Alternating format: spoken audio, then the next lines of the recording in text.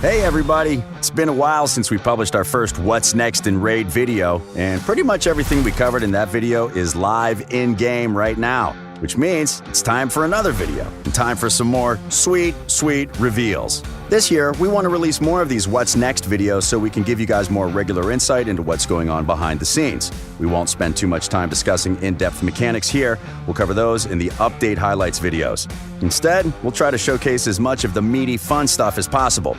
Let's get into it. First up, one of our biggest priorities this year, clans. We know for a lot of you guys, your clan is the most important part of Raid, and seeing all the tight-knit communities you guys have formed is one of our personal favorite things. And because of that, we want to put some focus on clans to give you guys more things to do together, and more challenges for you and your clan mates to overcome. This means we're going to be working on more clan-specific content, as well as some general improvements like making it easier to find a clan that suits your personal needs, along with a bunch of quality of life improvements. We'll reveal more about the major clan features when we've got a bit more to show, but for now, we wanted to talk about what's coming up in the very near future. Clan versus clan tournaments. You know how tournaments go. You do in-game activities, you earn points, you win things. That's pretty much the same thing in clan v clan tournaments, but scaled up. This means much bigger prizes and a much bigger list of objectives to complete, so you can work together with your clan, play to each member's strengths, and win as much as possible. But here's the big difference. It's a tournament against another clan. It's two clans competing against each other to see who can get their hands on the biggest prizes, as well as the bragging rights. With clans being such an important part of the game, this is one of our first steps to building a little friendly competition and taking clan rankings beyond a simple global leaderboard. It's important for us to get the matchmaking system right for this. So, for the first inaugural CVC tournament, clan matchups, meaning which clan fights which, will be based on each clan's positions in the global rankings. That way you won't run into a top 10 powerhouse clan if it's your second week in Raid. After that first tournament, matchups will be decided based on how well each clan has performed in previous CVC tournaments. Now, this isn't the only clan versus clan thing we're working on. We also want to bring inter-clan PvP battles to Raid. We don't know what form that's going to take or how it's going to look, but we're looking into a few concepts, so don't worry. We haven't dumped full clan member versus clan member battles in favor of tournaments. We want both. For now, let's move on to the reason you want to play clan versus tournaments in the first place. Rewards. There's a lot to win here. First, you get rewards for reaching certain point milestones during the tournament. Earn enough points, and everyone in the clan gets whatever reward is assigned to that milestone. Simple. Speaking of points, this is where things get interesting. As you might expect, the clan that earns the most points wins the tournament. But the difference in points will also affect the outcome. See this progress bar over here? It will go back and forth as the clans compete, and the more points you beat the other clan by, the better your rewards. Of course, you winning also means the other clan loses, meaning no extra rewards for them, so don't expect it to be easy. And if all that's not enough, the winning clan will get a permanent CVC trophy on their clan info page forever. The more wins you get, the more trophies your clan gets, and the more objectively awesome it is. There are also some very special rewards on offer from Clan v Clan tournaments in the form of two new types of accessories. First, Blood Shield. Blood Shield accessories will give your champion a shield equal to 5% of the damage they deal after they attack, giving your squishy damage dealers a big boost in the survival department. And like always, you can equip up to 3 of them for an even bigger shield. Now, they won't give you a shield based on poison damage or from masteries that deal damage based on the enemy's max HP, because that would be super broken. But Blood Shield accessories are still very strong.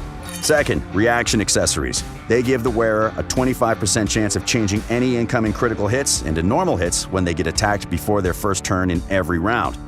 This makes them a great fit for slower champions who are in danger of being nuked out of the game before they get their turn. 3 reaction accessories means 75% chance critical hits will feel like a tiny scratch, making them perfect to counter those speedy nukers. Teamwork makes the dream work, and it'll also pave the way to some awesome goodies, so get your clan ready. For now, let's move on to the next thing on the agenda, champions. There's no lack of awesome new champions in Raid Shadow Legends, but what about a whole new faction? Meet the Shadowkin. These mysterious warriors from the east are due to make landfall in Teleria soon, and no one knows what goals they pursue this far from home. Neither light nor darkness hold sway over them. Only strength and honor can win their loyalty. As you can see, the Shadowkin are heavily inspired by the mythos of medieval Japan. along with a load more Eastern Asian influences, and our artists had a blast adjusting them all to fit into the Raid universe. You can expect nimble ninjas, sharp samurai, ominous Oni, and a whole host of mythical badasses. The entire faction is going to be attacker-heavy and should provide some great new options and cool synergies to take on all challenges Teleria has to offer. We'll be adding champions to this faction over time, kind of like we did with the dwarves, so expect several batches of Shadowkin to arrive over multiple updates. And of course, we'll open up a Faction Wars crypt for Shadowkin when there's enough of them in-game. On top of these new additions, we're also working on a few more quality-of-life features to make your raid experience a little easier and give you a little more control. They're not features like a big new dungeon you can play through, but we think you're going to like them. First, we're planning to introduce champion tags, which will give you the ability to mark champions in your collection. This is going to be incredibly useful if you have multiple instances of the same champion built for different game modes or roles, or just with different artifact quality. You'll be able to know which is which just by looking at the profile picture, and it's going to make team selection much faster. Another one we're working on, which is my personal favorite, is an AI override system. This will let you predetermine the behavior of your champions when you set a battle on auto, which is going to make it much easier to auto some of those tougher levels or to set up more complex team compositions that will work right every time. Basically, you'll get to choose which moves your champions use and when. Finally, right? Beyond all the brand new things, we're also going to build on Raid's existing content. For example, the Doom Tower is going to get 2 new bosses, each requiring a unique strategy to take down. They'll add more variety and a bigger challenge to Raid's deadliest game mode, and we think it's going to make the tower even more interesting and fun to figure out. We're also going to add more dungeon levels, which will be both harder to beat and provide better rewards, which will give Raid veterans something to test their best teams against. We're also working on another set of missions. Getting the Arbiter is a big milestone in your Raid journey. It's no easy feat, but we know a lot of you have already got there, so we want to give you something new to do. These missions will incorporate new things such as the Tag Team Arena, the Doom Tower, and so on.